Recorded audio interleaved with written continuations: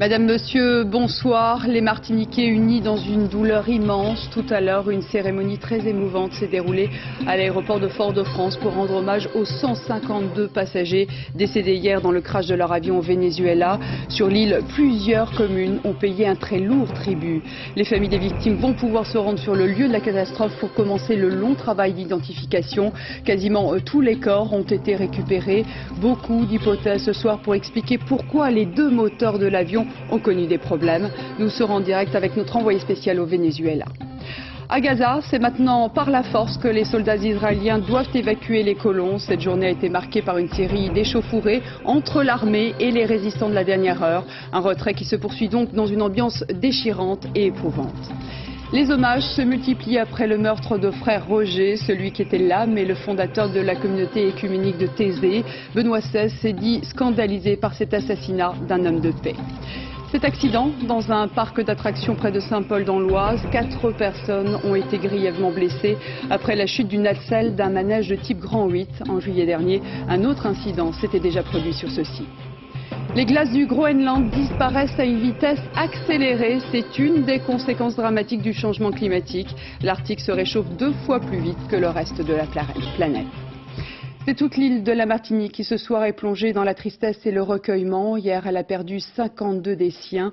Plusieurs communes ont été particulièrement affectées par cette catastrophe, avec parfois des familles entières disparues. C'est le cas de la ville de Lefrançois, où une messe était organisée aujourd'hui en présence de tous les habitants. Sur place, Anouk Burel, Didier Dahan. Dans la paroisse ce matin, c'est tout un village qui s'accroche à son maire, désespérément.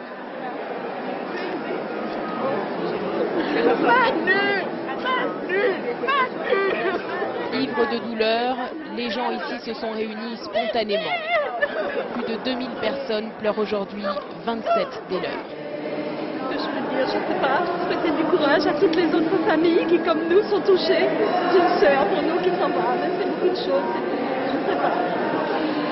Ma soeur, mon frère, ma nièce, ma cousine, ils sont dans nos cœurs. Le chagrin dépasse les mots. Sur le petit autel, chaque bougie représente une des 27 victimes originaires du village. Au nom du Père et du Fils et du Saint-Esprit. Tous ici se connaissent, l'église est comble comme jamais. Plus loin, devant la mairie, les femmes se pressent encore devant les listes des noms des victimes. Mon lui félicité Christian, le 105. Oui. Il y a aussi l'infirmière de notre quartier. Il y a l'infirmière de notre quartier. Le maire aussi a perdu les siens. Son frère, sa sœur, sa nièce et une cousine. Tous sont morts, il n'en parle pas. Vous savez, ma fonction n'aurait pas de sens si à la première contrariété familiale, j'abandonnais ma ville pour me réfugier dans la famille. Les 27 victimes originaires du village étaient parties en famille et entre amis pour des vacances au Panama. Demain, leurs proches partiront ensemble pour reconnaître les corps au Venezuela. Et au sud de l'île, la commune de Saint-Esprit a perdu 37 habitants dans ce crash. Des familles entières ont péri. À la mairie, le standard est débordé par les appels. Une cellule de soutien a été mise en place. Les psychologues et les médecins tentent comme ils peuvent de soutenir les proches. Et on commence à réunir les premiers éléments qui serviront à identifier les corps. L'aéroport de Fort-de-France où devaient atterrir les passagers est devenu le lieu de recueillement de toutes les familles et des habitants qui veulent marquer leur solidarité. Une cérémonie religieuse était organisée cet après-midi. Beaucoup de dignité malgré la douleur et la tristesse. Sur place à Massoula, Guillaume Fautra. Déchirées par la douleur, les familles de victimes se rassemblent à l'aéroport pour une messe œcuménique. Des prières qui ne parviennent pas à alléger l'immense peine qui traverse ce hall glacial. Bien trop lourd pour une enfant, l'orpheline crie, réclame sa mère.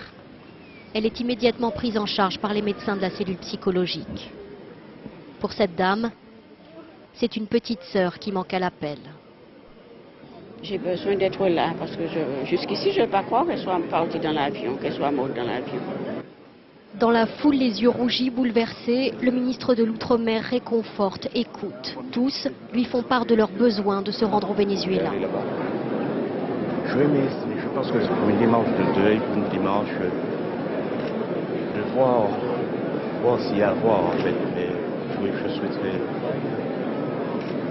les raccompagner au moins pour rentrer chez eux. Les raccompagner, terminer le voyage avec eux. À tous, le ministre explique que les conditions d'accès à la zone du crash sont difficiles, mais qu'il fera tout pour permettre aux familles de se recueillir dans une chapelle ardente sur place. En attendant, il faut engager le travail d'identification des corps. Cette cellule reçoit depuis hier les proches des victimes pour constituer ces dossiers. Plus de 130 ont été consignés, les indices d'une vie.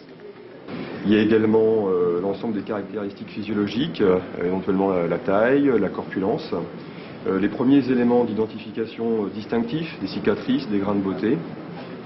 Il y a également des photos que nous ont transmis les familles. Des éléments qui seront ensuite recoupés, comparés avec les corps retrouvés sur place. La longue prochaine épreuve qui attend les familles endeuillées. Et en direct de Fort-de-France, on retrouve Sama Soula. Bonsoir Sama. Vous êtes arrivé ce matin à la Martinique et vous avez été vraiment frappé toute la journée par la solidarité de tous les habitants de l'île. Alors vous avez pu le voir dans les reportages que nous avons pu tourner, la tristesse, le chagrin sont immenses.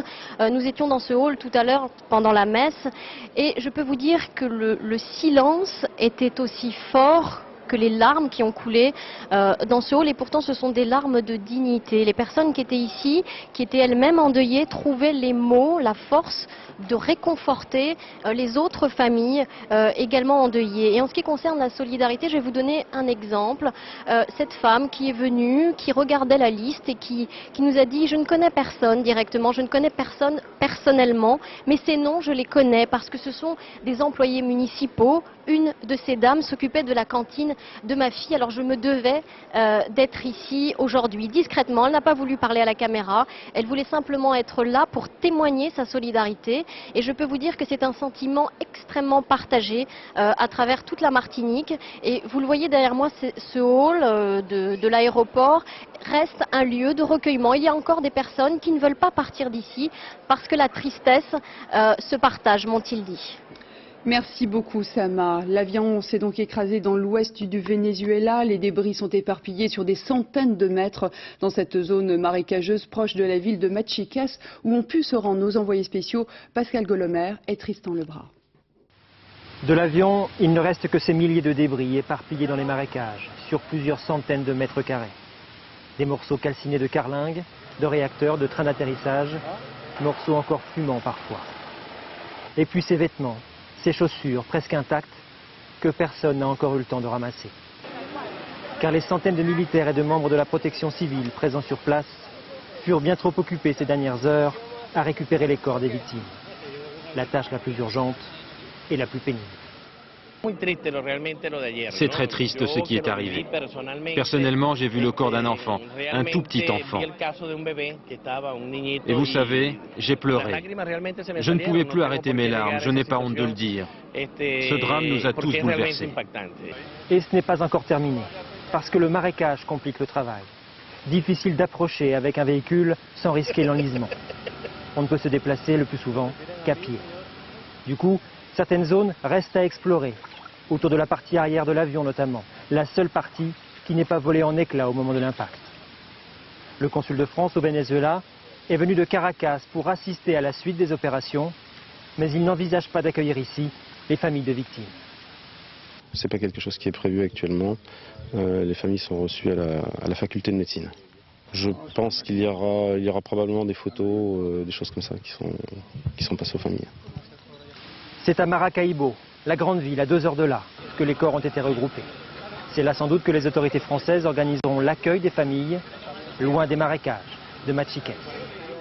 Oui, Pascal l'a dit, les corps sont donc progressivement acheminés par camion ou par hélicoptère vers 2 morgues de Maracaibo, la grande ville pétrolière située à 550 km au nord-ouest de Caracas.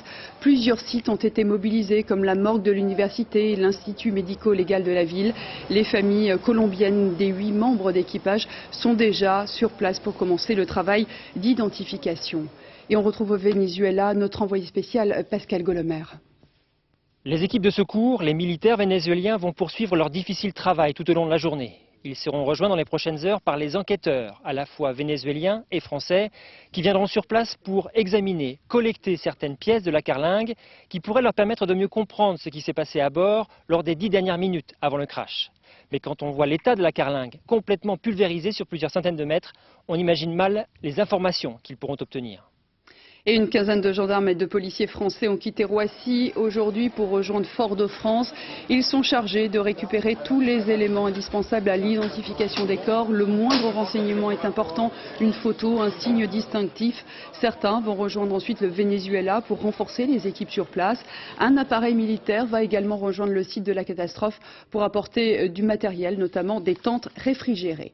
Les 2 boîtes noires ont pu être récupérées. Elles permettront peut-être d'expliquer cet accident. L'appareil a connu un problème à ses 2 moteurs, un incident très rare qui soulève de nombreuses questions, notamment sur la qualité du carburant utilisé. Nicolas Châteauneuf.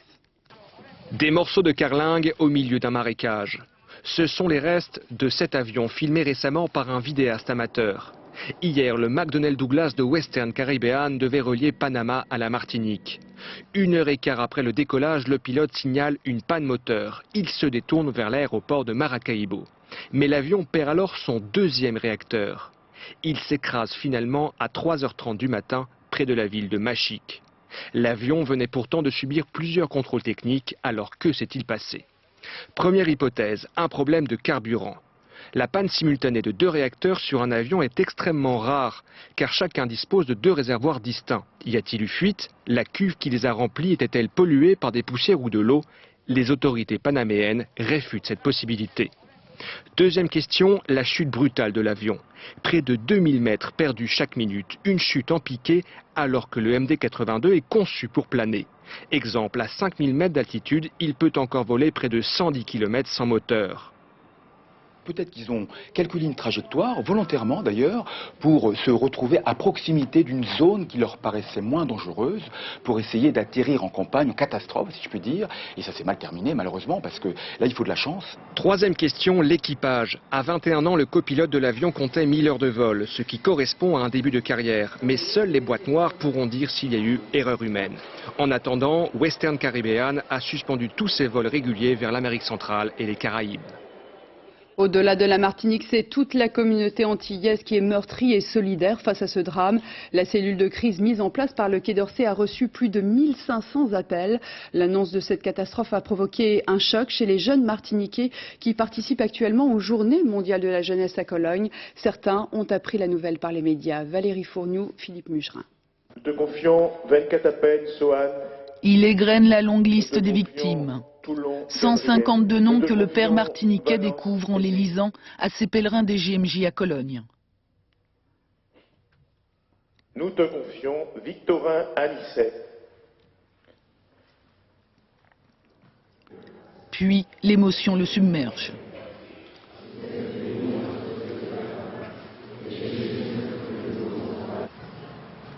À des milliers de kilomètres de chez eux, le groupe se resserre autour de ceux qui ont perdu un parent. Elle a perdu sa tante.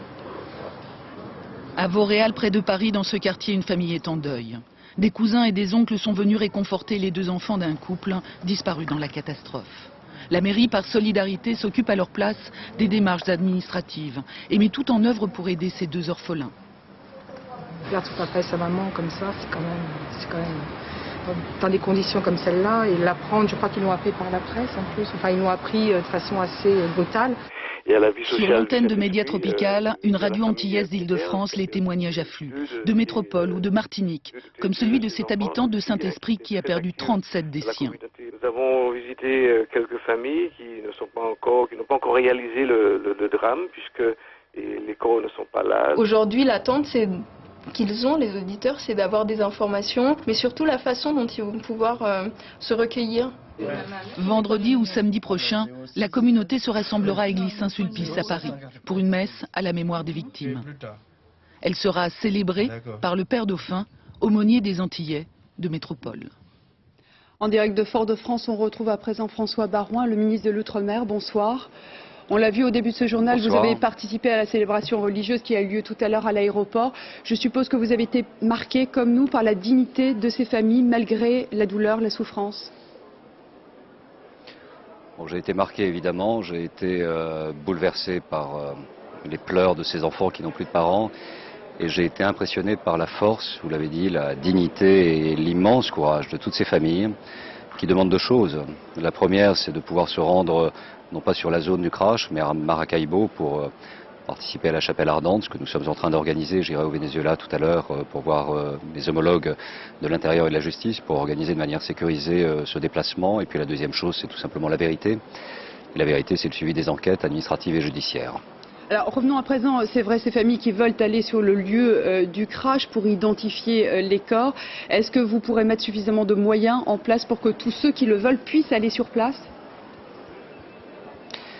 La demande des familles, elle est légitime et notre responsabilité au nom du gouvernement, c'est de favoriser ce déplacement. L'État, avec les collectivités territoriales, la région, le département, les communes directement concernées, vous l'avez dit dans le reportage qui précédait, il y a une commune qui a perdu plusieurs dizaines d'enfants, d'administrés. C'est une immense épreuve pour la Martinique et nous devons effectivement les accompagner, mais les accompagner de manière sécurisée. La zone est incertaine en termes de sécurité et le plus sage, c'est d'aller à Maracaibo autour du retour des premiers corps.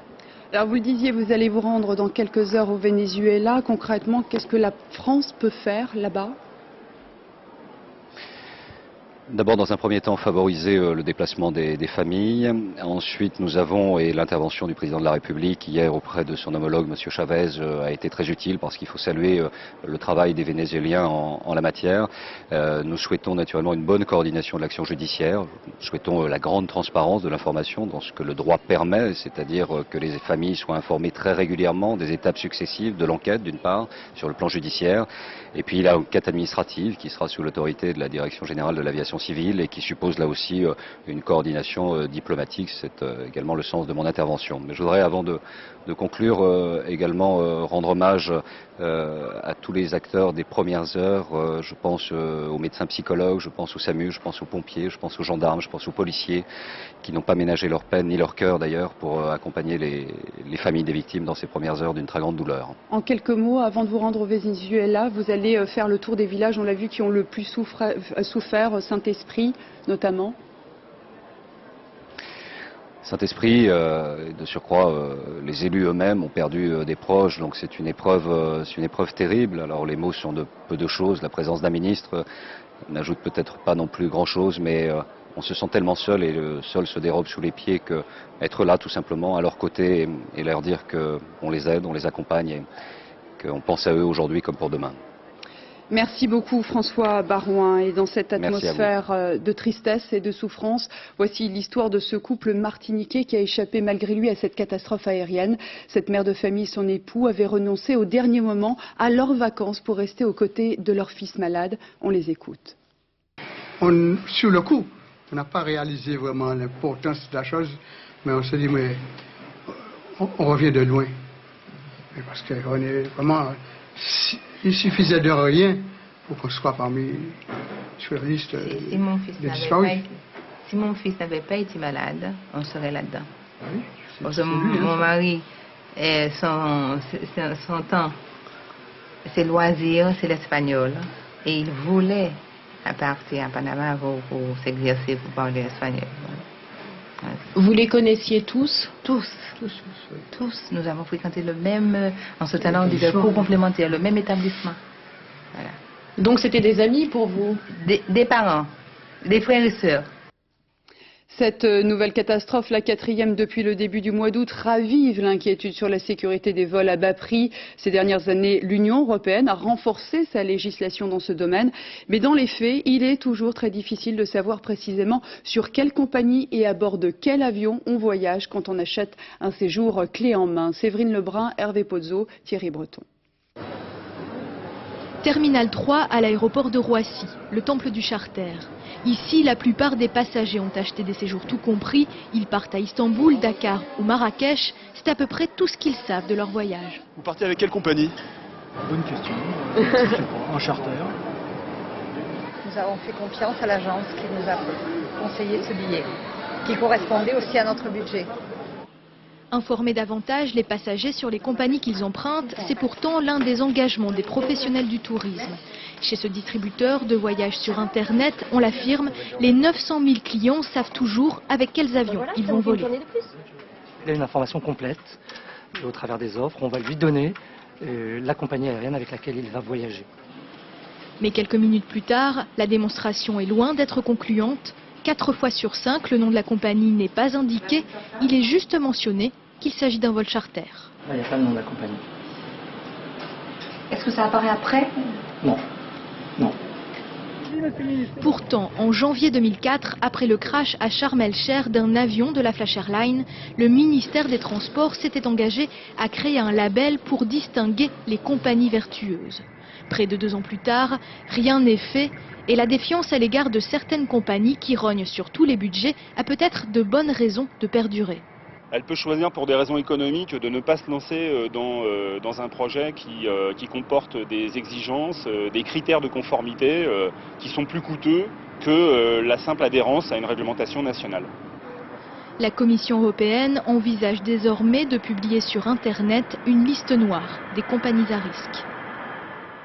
Depuis minuit, les colons juifs des 21 implantations de Gaza n'ont plus le choix. C'est par la force maintenant que les soldats procèdent à l'évacuation des familles. Depuis le coup d'envoi avant-hier, 9 colonies ont déjà été évacuées. Selon l'armée israélienne, tous les colons auront quitté leur maison dans quelques jours. Mais en attendant, certains résistent encore dans un climat souvent éprouvant pour les soldats et pour les familles. Sur place, Charles Anderlin, Alon Grego. Inexorablement, l'évacuation se poursuit. Même cette famille a fini par partir. Toute résistance est inutile. Le déploiement de force est trop important. Les barricades n'ont pas tenu longtemps. La même scène s'est répétée dans 5 colonies. Les militaires pénètrent dans une maison. Une des habitantes leur dit de s'en aller. L'officier ne répond pas et les soldats interviennent.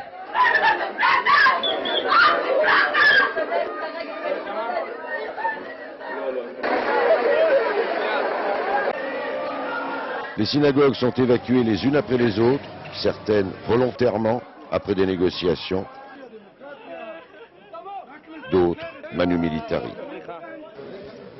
L'opération se déroule plus vite que prévu, jusqu'à présent sans véritable drame, mais avec beaucoup d'émotion, chez les militaires et chez les colons. Parfois avec mauvais goût, comme cette famille qui portait l'étoile jaune en levant les bras. La violence est surtout verbale. Certains continuent de manifester jusque dans les autobus. Selon l'armée, 65% de la population des colonies de Gaza a déjà été transférée en Israël. Et en direct de Kissoufim, nous retrouvons notre correspondant Charles Anderlin. Bonsoir Charles. Aujourd'hui, 3 Palestiniens ont été tués, 3 autres blessés par des balles tirées par un colon juif en Cisjordanie. Est-ce que cet incident est de nature à ternir le processus de retrait et à créer encore un peu plus de tension dans le secteur ? Tout à fait, c'est la grande crainte tant des dirigeants israéliens que palestiniens. Vous devez savoir qu'il n'y a pratiquement aucun incident entre Israéliens et Palestiniens depuis plus de 48 heures. Il y a peut-être 1 ou 2 accrochages par jour, peu important. Alors, ces derniers mois, à chaque fois que des Palestiniens ont été tués, soit par des colons, soit au cours d'une opération israélienne, le Hamas et le djihad ont riposté en tirant des obus de mortier ou des roquettes artisanales sur des villes avoisinantes ou sur les colonies de Gaza. Alors le président palestinien, Mahmoud Abbas, a lancé des appels aux organisations islamistes pour qu'elles ne ripostent absolument pas, car cela risquerait effectivement de déclencher une opération israélienne côté palestinien, et cela aujourd'hui personne n'en veut. Merci Charles, et j'ajoute que le Quai d'Orsay est toujours très mobilisé pour obtenir la libération de notre confrère de France 3. Mohamed Ouati a été enlevé dimanche soir à Gaza. Paris est en contact permanent avec les autorités palestiniennes. Jacques Chirac lui-même s'est entretenu avec son homologue palestinien Mahmoud Abbas. France 3 a mis en place un site de soutien sur Internet. La France exprime ce soir sa vive préoccupation face à la poursuite des actions terroristes en Irak. Elle condamne le triple attentat qui a fait au moins 43 morts et 76 blessés en plein cœur de Bagdad. Apparemment, ces attentats étaient conçus pour faire le maximum de victimes. 3 voitures piégées ont explosé à moins de 30 minutes d'intervalle près de stations de bus et à l'entrée d'un hôpital. Toute la journée, des messages de tristesse et d'indignation ont afflué à la communauté écuménique de Thésée en Saône-et-Loire. Hier soir, frère Roger, le fondateur de cette communauté, a été poignardé par une femme qui, semble-t-il, voulait attirer son attention. Tout le monde reconnaît ce soir l'homme de paix qui s'efforçait depuis plus de 60 ans de rassembler tous les jeunes chrétiens. Vanessa Rouet, Stéphanie Labrousse, Philippe Évêque. Le tintement des cloches résonne aujourd'hui comme le glas pour toute la communauté de Thésée. Elle vient de perdre son fondateur, frère Roger, assassiné en pleine prière du soir. J'ai entendu un cri, essentiellement, un cri d'horreur, affreux. Ensuite, des gens qui se sont levés, donc on s'est levés parce qu'on se demandait vraiment ce que ça pouvait être. Peu avant 21h, 2500 jeunes sont rassemblés en l'église de la Réconciliation. Subitement, une femme de 36 ans d'origine roumaine s'approche de frère Roger et lui assène 2 coups de couteau à la gorge. Le pasteur, âgé de 90 ans et de santé déjà fragile, s'effondre. Ça aurait pu être une belle mort dans l'église et tout, mais là, c'est horrible, c'est pas possible. Si la femme a rapidement reconnu les faits, elle dit ne pas avoir voulu le tuer. Une thèse bien légère aux yeux des enquêteurs. Il semblerait que la préméditation ne fasse pas doute pour l'instant, puisqu'elle a acheté un couteau la veille et que le geste homicide volontaire est manifeste. Roger Schulz avait fondé dans les années 40 cette communauté basée sur l'unité entre les chrétiens. Catholiques, protestants, orthodoxes se reconnaissaient en lui. Jean-Paul II avait même tenu à lui rendre visite à Thésée en 1986. Aujourd'hui, le frère Aloïs, que frère Roger avait lui-même désigné comme successeur il y a 8 ans, veut s'inscrire dans la continuité. Être violemment tué, c'est un choc pour nous et nous n'avons pas encore les paroles pour cela, mais nous sommes reconnaissants du chemin qui nous a ouvert et c'est toute la communauté qui va continuer sur ce chemin. Dès demain après-midi, tous pourront venir se recueillir lors de la présentation officielle du corps en l'église de la Réconciliation. Au même moment, une information judiciaire pour assassinat devrait être ouverte. Et Benoît XVI s'est déclaré choqué par ce meurtre effroyable. Hier encore, frère Roger lui avait envoyé un courrier pour s'excuser de ne pas pouvoir participer aux Journées mondiales de la jeunesse en raison de son état de santé. L'annonce de ce meurtre a semé la consternation à Cologne. Des centaines de jeunes se sont spontanément rassemblés dans une église pour prier. C'est donc frère Aloïs, on l'a dit, un catholique de 51 ans, qui va prendre les rênes de la communauté écuménique de Thésée. Cet accident dans un parc d'attractions de Saint-Paul dans l'Oise qui accueille des centaines de milliers de visiteurs par an. 4 personnes ont été grièvement blessées après la chute d'une nacelle d'un manège de type Grand 8. En juillet dernier, un autre problème s'était déjà produit dans ce même site. Emmanuel Lambert, Marc de Langenhagen. La nacelle s'est décrochée subitement. Sur place, les enquêteurs tentent de rassembler des indices pour comprendre. Il est 13h30, 24 personnes sont à bord de ce Grand 8, le looping. Au bout du 2e tour, les occupants de l'attraction comprennent que quelque chose ne va pas.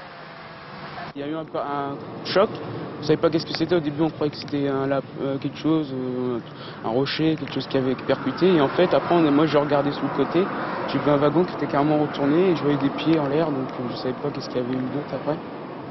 Le wagon a heurté un poteau avant de s'écraser au sol 2 mètres plus bas. Âgés de 20 à 46 ans, 4 personnes ont été grièvement blessées. Un jeune originaire de Seine-Saint-Denis est toujours dans le coma. Son pronostic vital est réservé. À l'issue de cet accident, j'ai demandé à M. Campion, l'exploitant, de fermer intégralement l'ensemble des attractions du parc jusqu'à ce qu'il ait pu apporter la preuve que les autres attractions qui sont utilisées par le public ne présentent aucun danger. C'est la 2e fois en un mois qu'un accident touche une attraction du parc Saint-Paul. Le 15 juillet dernier, 11 personnes avaient été légèrement blessées dans des conditions similaires. Le looping, manège construit dans les années 80, avait été révisé en avril 2003. La vétusté est-elle la cause de ce drame? L'enquête a été confiée à la gendarmerie de Beauvais. Les ministres de l'environnement des 25 pays industrialisés discutent en ce moment même au Groenland sur les changements climatiques de la région polaire. Le choix du Groenland n'est pas anodin. L'Arctique se réchauffe 2 fois plus vite que le reste de la planète. Chaque année, il perdrait environ 80 millions de tonnes de glace. Benoît Févelet. Le Kangerlussuaq, un glacier du Groenland aux premières loges du réchauffement de la planète. Il y a 40 ans, ce glacier était stable. Mais depuis plusieurs années, ils font et se disloquent à une vitesse qui inquiète les scientifiques. En comparant leurs mesures actuelles avec celles de 1988, ils ont constaté que le glacier avance de 14 km par an vers la mer, 3 fois plus vite que leur précédente estimation. Tout changement dans la vitesse de fonte du glacier aura un impact sur le rétrécissement de la calotte glaciaire. Si cette vitesse augmente, une importante quantité de glace se transformera en eau et le niveau des océans s'élèvera.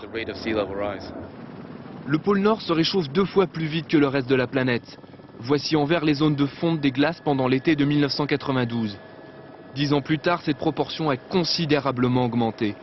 Pour Greenpeace, la cote d'alerte est quasiment atteinte. La fonte des glaciers est un avertissement pour le monde entier qui devrait enfin prendre des mesures contre le changement du climat. D'ici la fin du siècle, le pôle Nord pourrait se réchauffer de 4 à 7 degrés. Première victime de la fonte des glaces, le peuple inuit et les animaux qui voient leur territoire de chasse se réduire. En juillet dernier, un ours polaire a dû parcourir plus d'une centaine de kilomètres à la nage avant de toucher terre. Cette traversée exceptionnelle pourrait devenir de plus en plus courante. Privé de territoire, l'ours blanc est menacé à terme de disparition.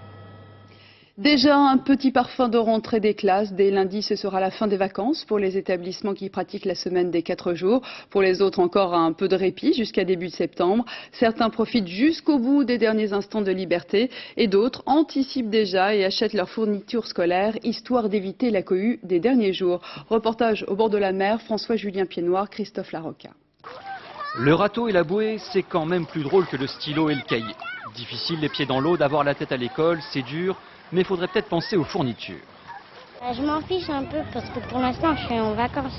C'est mes parents qui s'occupent de ça. Vous y pensez un petit peu? Aux courses, le plus tard possible. Pourquoi? Parce que ça signifie que c'est la rentrée, que moi je reprends aussi le boulot.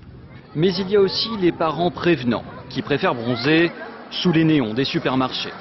La famille Fernandez par exemple, 3 enfants, 3 listes, tout est déjà acheté 15 jours avant la rentrée. Pour éviter la cohue de septembre, parce qu'après c'est impossible de trouver ce qu'on veut, c'est surtout pour ça. Et ils ont tout trouvé, feuilles grand carreau, grand format et même un petit caprice, un classeur de l'OR. Supporter. C'est pour vous ça alors? Non, c'est pas pour moi, c'est pour mon fils. Les meilleures ventes, le cartable à roulettes et le classeur Star Wars. Mais la tendance cette année, c'est le mini. Mini surligneur, mini gomme ou mini feutre parfumé. Plus en fait effectivement vous avez des petits, plus on peut mettre dans la trousse et équiper effectivement l'enfant sans trop effectivement le charger et sans que ça soit trop lourd. Dans ce magasin, une famille dépense en moyenne 100 € de fourniture par enfant.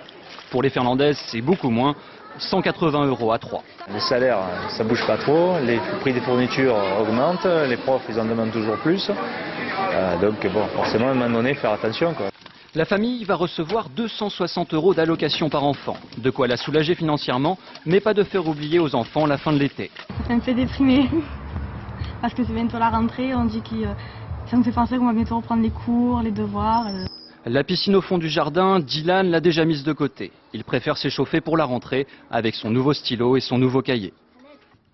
Londres accueille jusqu'en février prochain la plus grande exposition de diamants jamais organisée. Certains sont plus vieux que les étoiles et l'on peut découvrir des diamants de couleur, des pièces exceptionnelles et donc d'une valeur très rare. Sur place, Laurent Boussier, Dominique Marotel.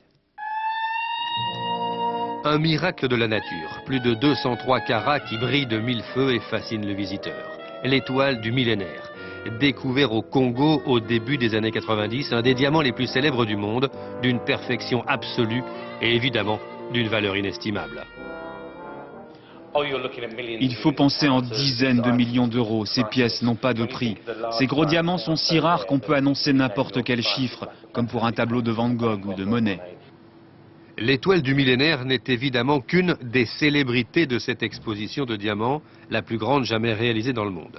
Celui-là, par exemple, s'appelle le 616 pour une raison toute simple. Parce qu'il a 616 carats, c'est le plus gros diamant à l'état brut au monde. Mais ce qui rend cette exposition exceptionnelle, c'est surtout l'incroyable variété de couleurs des pierres présentées ici.